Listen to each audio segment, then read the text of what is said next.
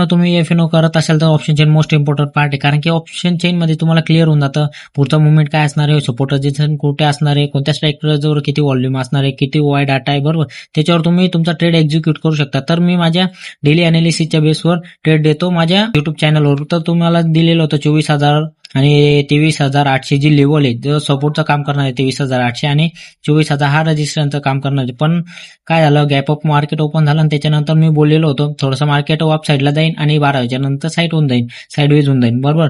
तर उद्याचा व्ह्यू काय असू शकतो मी दिलेला आहे 24,000 हा सपोर्ट रजिस्टरचं काम करा आणि 24,100 हा पण रजिस्टरचं काम करा. कारण की उद्याच्या दिवशी market by chance gap down झालं तर मार्केट ह्या दोन रेंजमध्ये खेळन. आणि हा जो 23,800 एवढा सपोर्ट आहे हा काही एवढा म्हणजे कामाचा नाही. तर मार्केट आहे ना उद्याच्या दिवशी सेलिंग साईडला जास्त प्रेशर आहे, तेव्हा उद्याच्या दिवशी हा व्ह्यू आहे. तर तुम्ही एकदा माझ्या युट्यूब चॅनलवर मी फुल व्हिडिओ बनवलेले तुम्ही एकदा चेक करू शकता. तर प्रॉफिट झोन 60 आपल्या युट्यूब चॅनलचं नाव आहे.